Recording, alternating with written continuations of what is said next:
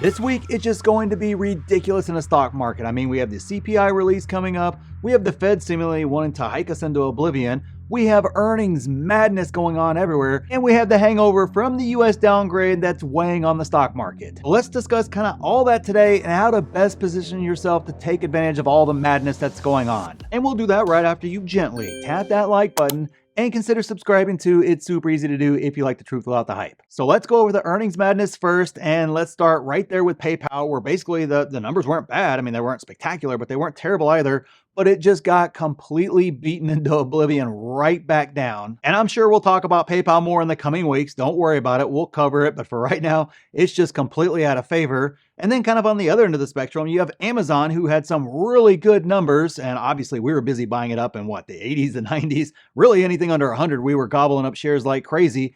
And it deservedly so rockets right back up. Again, I don't know why nobody wanted to buy Amazon whenever it was beaten down like that. But you're finally starting to see it finally get performance and finally obviously starting to get the respect from Wall Street despite all the chaos that's going on. But then we have SoFi, who just absolutely crushed their earnings, even better than both of those stocks, and it just gets completely beaten into oblivion. I mean, it just can't catch a break, and Wall Street just continues to beat that stock down despite a really, really good earnings, definitely better than Amazon's and definitely better than PayPal's. Which I'm glad for almost a year we were buying in the $4s and the $5 range, because it kind of makes this beat down not nearly as bad. I mean, obviously you don't want to see it, but it definitely, when your average is down around those levels, it definitely makes you feel a lot better about owning that stock, and the beat down is kind of less. And honestly, if it gets too ridiculous, we'll get an opportunity again to add shares at a great price. So you can kind of see with all the chaos going on right now around earnings, it's not making a lot of sense. And we talk about that all the time on this channel and in my group and everywhere else that I can talk to you guys. Stocks are never more manipulated than they are around earnings. I mean, you got the algos going crazy. You got all kinds of option games being played around those earnings. And then of course, once those start going, and then once the humans jump in, then the algos all switch, and it's kind of craziness all the way around. It's been that way a long time, long before we had algos. Still, earnings was just a wild place where just the moves don't make sense a lot of the time. I mean, you'll have stocks run up huge into earnings, have a terrible earnings, and continue to run, and vice versa. You have stocks that doing the exact opposite. They're, basically running up huge. They have great earnings, and then they completely crater, or they're trending down, then they have great earnings, and then they crater. I mean, it's just all over the map. It's why I don't really play those games, and it's why that's not really much more of a trader's game and much more of a gamble than it is anything else. Nobody really knows what's going to happen around earnings with any sort of accuracy. But honestly, all that madness kind of around earnings and everything else is honestly to your advantage if you have a plan, so you can take advantage of SoFi in the 4s, Palantir in the 6s and 7s, Meta in the 80s, or Google in the 80s, or Amazon in the 80s, Tesla in the low 100s,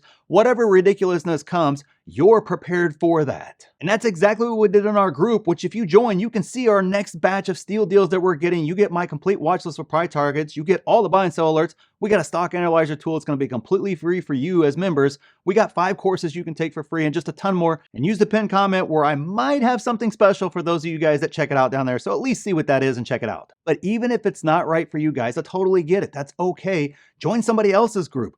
Google it, throw it right here into YouTube. I promise you there's so many good videos out there on how to create a plan, how to do evaluation, how to do all those sorts of things. You got to get that education so that way you can confidently invest in the madness that is and does surround earnings and really, honestly, the stock market in general. But earnings madness, honestly, isn't going to be the biggest mover this week in stocks, in my opinion.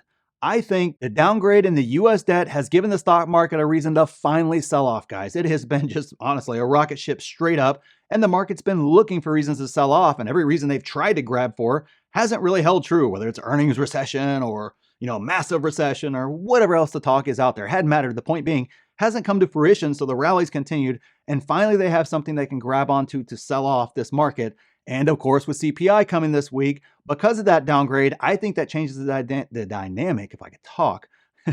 I think that changes the dynamic of what Wall Street is going to do with those numbers. And it's going to be different than I think they would have done if the downgrade would have never happened. So let's kind of get into that here so that way you know exactly what I'm talking about. So what I mean by that is the past few CPI report releases, honestly, as long as it didn't tick up, Wall Street was going to continue to rally because that's just kind of the environment we're in. That's just kind of how everything was moving, and that's okay. But now with kind of this overhang of the downgrade being there, I think the CPI release is going to get scrutinized a lot more. And honestly, if we don't see something in the low 2s, I think it could be trouble for the stock market, and Wall Street isn't going to hesitate to sell off because they've been looking for a reason to sell off. and they'll finally have it. The narrative is going to be that the Fed won't just do one more hike, which remember I told you guys months ago they were doing 2 more hikes and they've done 1. The second one's coming.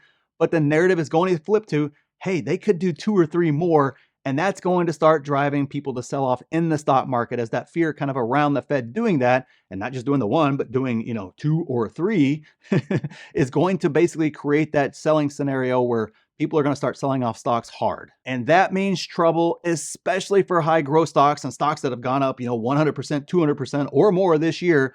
That's going to hurt really, really bad. So what do you do in that type of scenario? How do you handle it? Well, I'm simply going to do these 3 things that we're going to talk about next.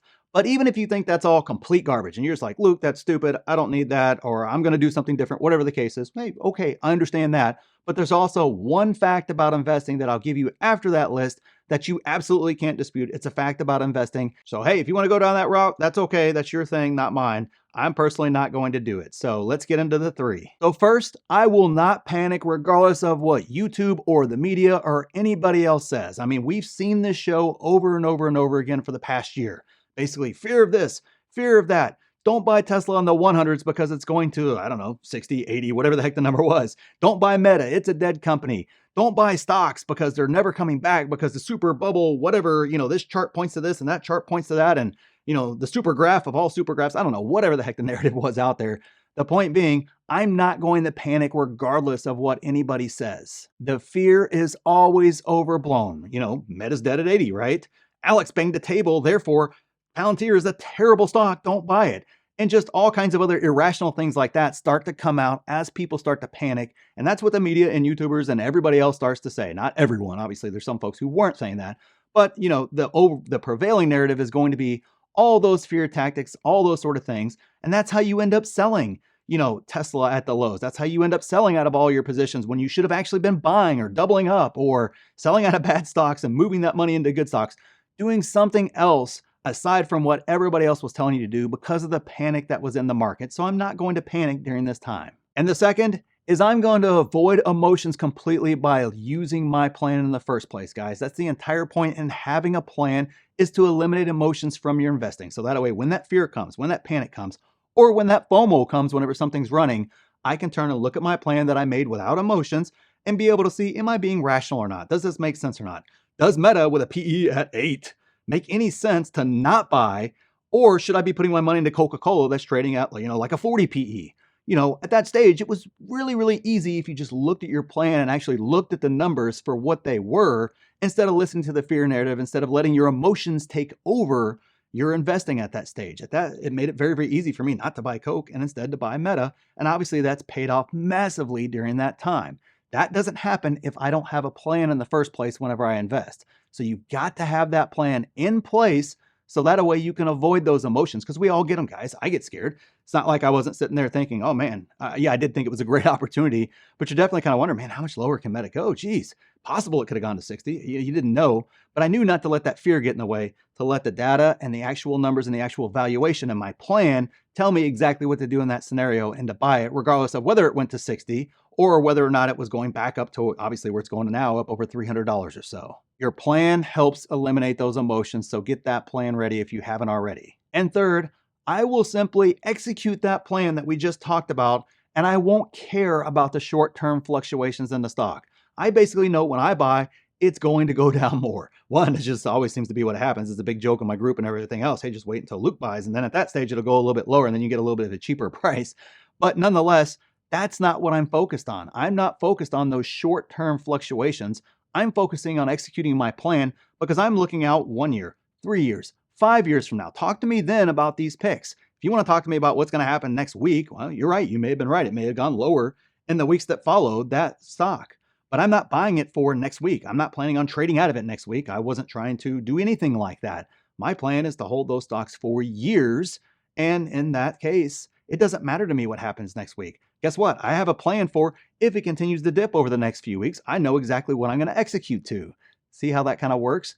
Kind of works in reverse. Now, it doesn't matter to me what it does because I got a plan for that. I got a plan if it goes up. I'm ready to go regardless of what happens. So I'm constantly in a win-win situation, but I'm not playing to win next week. I'm not playing to win next month. I'm playing to win years from now. That's the game that I'm playing. So until you get years from now it doesn't matter. It's like trying to judge somebody, a sports team. Oh my gosh, the game starts, it's the first quarter, and you're down 5 points at the end of the first quarter. It's like there's 3 more quarters to go. It doesn't really matter. Or you're down 3 points the first, 2 minutes of the game, whatever the case of the first possession of the game, they go down and score, and therefore somehow it's a terrible trade and it's a terrible game. And because, hey, you still got, 58 more minutes to go, but, we're going to judge you right there in those first 2 minutes. No, I'm playing a much longer game, and that's kind of where my focus is, and that will allow me to just execute and not worry about the rest. Even if you think all of that is garbage, you think none of it applies, or you got some sort of a better plan, which great. Hey, I'm not saying you can't have a better plan or anything else like that. Absolutely. Luke's plan is not the best plan out there. Definitely not the best plan for you. You've got to create your own plan that's best for you. But nonetheless, hey, you think all that's garbage. There's one fact that you cannot dispute, that nobody can dispute. And that is that nobody can time the market. So please don't even try. Buffett can't do it. Peter Lynch can't do it. None of the YouTubers could do it. It doesn't matter who says they can time the market. Over the long run, it is a losing game, and you see it time and time and time again. I mean, everybody was playing that same timing game of, look at Palantir, right? And the right trade with Palantir was to get out at 10 when it went on its run. That was the right trade. But look at what it did. Everybody that, wanted to get out at 10 because it was, the charts all pointed to and all the indicators said it was going back down to 7. Well, guess what? It ran all the way up to 20, Now maybe we get it beaten all the way back down to 7. Sure, maybe so. But man, I would not want to be in that position of having sold out of a stock that I want to own long term because I'm trying to time the market, and then it goes on an epic run like that. Now you're like, do I buy at 15? Oh, well, crap. Now it's up to 17. Do I buy at 17? It's got to come back down. Oh, now it's up to 20. It's got to come back down. What a terrible spot to be in. I feel for those folks that are in that spot. But nonetheless, you were trying to time the market regardless of what you were trying to do. Now, sure, if you're a day trader or a swing trader or something like that, okay, there are strategies and games to that. But you guys come here for long-term buy and hold investing. And if you're a long-term believer in Palantir and you're trying to trade in and out of it, or trying to say you're a long-term buy and hold investor, but I'm going to take my profits here and do this there and all this other stuff like that, you're simply swing trading or day trading with a long-term investor's mindset, and that never works over the long run. Sooner or later, you will get caught in a situation just like that with Palantir. I have seen it time and time and time again. And that doesn't work out over the long run, I guess is what I'm trying to say. Just follow your plan and execute to it, and let all the rest of the noise, all the rest of the short-term stuff kind of just roll off your back if you're a long-term buy and hold investor. And if you have no idea how to create a plan, how to do evaluation, and you want to learn all about that, have myself and a group of 6 and 7 figure investors helping you with that, and take 5 courses for free, get that stock analyzer tool for free, and a ton more, make sure you check out the pinned comment down there, as I may have left something special up there for you guys. So make sure you check it out and see what all is included and see if a membership's right for you. So click right here if you want to see the stocks I'm buying right now, and click here to see my exact plan for the market right now. So thanks for watching, and we'll see you in the next one.